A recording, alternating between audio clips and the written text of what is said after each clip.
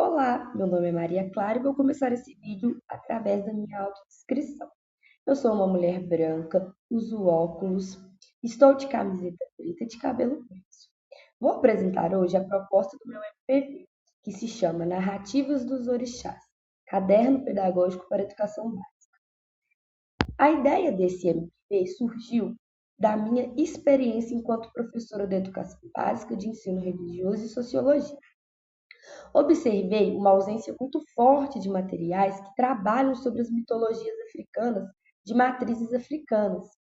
Nessa dificuldade, acreditei que seria importante a criação de um caderno pedagógico que ajudasse e orientasse professores com ideias de como abordar tal temática dentro do ambiente escolar, levando em consideração a importância da Lei 10.609, que traz aí a obrigatoriedade do ensino de história e cultura afro-brasileira para as escolas, principalmente neste caso, né, das religiões, para o combate com a intolerância religiosa, trazendo assim um pouco mais dessa cultura para o ambiente escolar.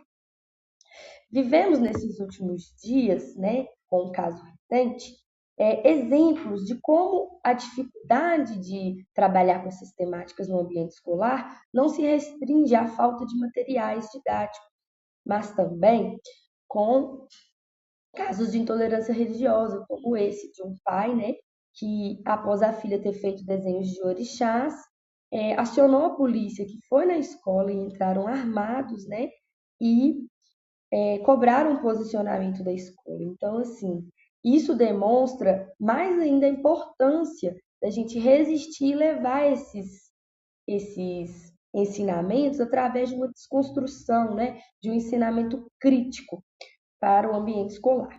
Então, o objetivo desse MPV é justamente desenvolver um caderno pedagógico, né, contendo propostas de atividades interdisciplinares baseadas nos itãs dos orixás por meio de histórias em quadrinhos. Ou seja, esse material ele também serve para resguardar o professor de um conteúdo, né, através da legislação, para ele entender o porquê e como trabalhar isso, e se for questionado também, ter ali um aparato que o resguarde, né? Então, nesse caderno, além de trazer ali planos de aulas, atividades práticas, também vai trazer ali uma fundamentação. E o público-alvo, então, deste material são professores, né, da educação básica, tanto do ensino fundamental e do ensino médio, também se abrange para o EJA, e também pode ser utilizado para os professores, né, que estão em formação, em cursos de formação continuada. As atividades, né, por mais que o público seja professores, elas são direcionadas, então, aos estudantes, contemplando aí diversas áreas, como o ensino religioso, a sociologia, a história, a língua portuguesa, artes e outras, tendo aí um caráter bem interdisciplinar. Com a intencionalidade do projeto, ele surge a partir da disciplina do curso, né, de tecnologias educacionais, onde foi solicitado para os professores a realização de uma atividade que usasse, né, metodologias tecnológicas e o uso do Padlet. E aí surgiu em mim a ideia de trabalhar a tradição escrita das mitologias, que são muito mais difíceis de serem encontradas devido ao apagamento histórico que as religiões de matriz africana sofreram. Então, me surgiu essa ideia de fazer uma atividade que transformássemos e adaptássemos itãs e fizéssemos histórias em quadrinhos, seja usando equipamentos tecnológicos ou a arte manual. E aí, né, acredito que isso traz protagonismo estudantil e, além disso, uma adaptação a diferentes contextos, né? Por exemplo, que dialoga com diferentes projetos políticos pedagógicos da escola e ainda ajuda na implementação da lei. Então, as etapas do meu MPV vão perpassar, primeiramente, a um levantamento bibliográfico de artigos, legislação, orientações curriculares, que vão falar sobre essa temática, né? Tanto da prática de educação para as relações étnico-raciais e também sobre a questão das religiões, né? Porque a tradição escrita mitológica, ela não traz apenas ensinamentos religiosos, mas também dialoga com vários temas, como mostrar daqui a pouco. Mas também, na segunda etapa, será realizado um planejamento, estruturação, um roteiro, né, de quais serão o sumário desse caderno, o que ele vai trazer. Depois será realizado um desenvolvimento desse conteúdo, ou seja, a escrita do material, né, e a organização do mesmo. Depois, uma organização teórico-metodológica, observar quais serão as metodologias adicionadas dentro desse caderno, como que ele será embasado, né, a partir das metodologias aprendidas no curso. E, por fim, teremos aí uma revisão e finalização do caderno, né, como a sua diagramação e etc. Então, o levantamento bibliográfico ele vai partir de obras, né? Dentro das suas obras principais, a gente vai trabalhar com a mitologia dos orixás, que é esse livro do Reginaldo Prandi, que traz diversos itãs, né? E também de um livrinho que chama Formação de Professores e Religiões de Matriz Africana, de um professor da Universidade Federal de Ouro Preto, que se chama Elisvaldo Santos. Nesse livro, ele traz quais são os embates e como trabalhar esses assuntos dentro do ambiente escolar.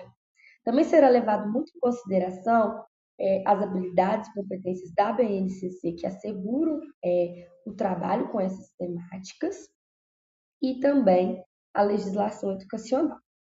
Então, nessa parte do levantamento bibliográfico, né, vai trazer aí para a pessoa um panorama geral de um histórico, né, da importância disso. Então, a fundamentação do caderno pedagógico ele vai ser da seguinte forma.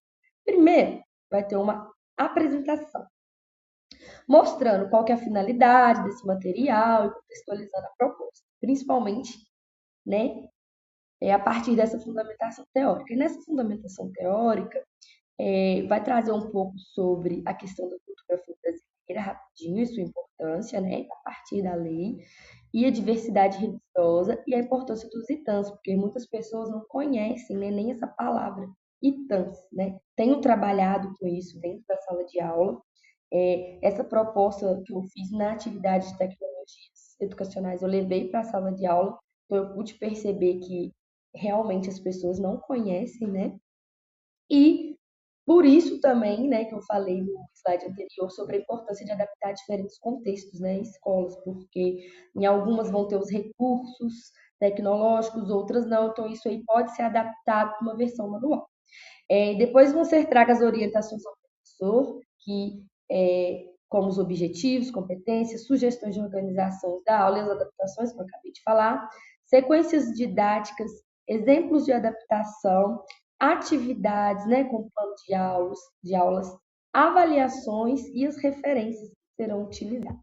Um exemplo, né, disso tem essa adaptação que eu realizei com o ChatGPT, mas pode ser usado aí outras tecnologias digitais para fazer essas histórias em quadrinhos, mas aí é uma adaptação de um Itã de Iemanjá, né, que ficou insatisfeita com a poluição do mar. Então, aí também a possibilidade de trabalhar tanto com educação ambiental e outras questões. Como recursos metodológicos, né, o caderno também será amparado aí pela aprendizagem baseada em projetos e também será considerado as formas de mediação e avaliação. E, mais uma vez, trago a questão do contexto escolar como um fator muito importante de adaptação de como essas atividades seguirão. Então, como considerações finais, eu acredito que esse caderno ele serve como apoio ao professor, né? E também como uma forma de valorizar essa cultura e a diversidade dentro da sala de aula. E essa proposta ela não precisa ser levada vazia, né? Pode ser levada também com o ensinamento de outras culturas, mas acredito que essa proposta ela pode, né, e deve ser ampliada para projetos futuros ou meu TCC do curso. E é isso. Agradeço a atenção de todos, obrigada, estou disponíveis para eventuais contribuições e dúvidas.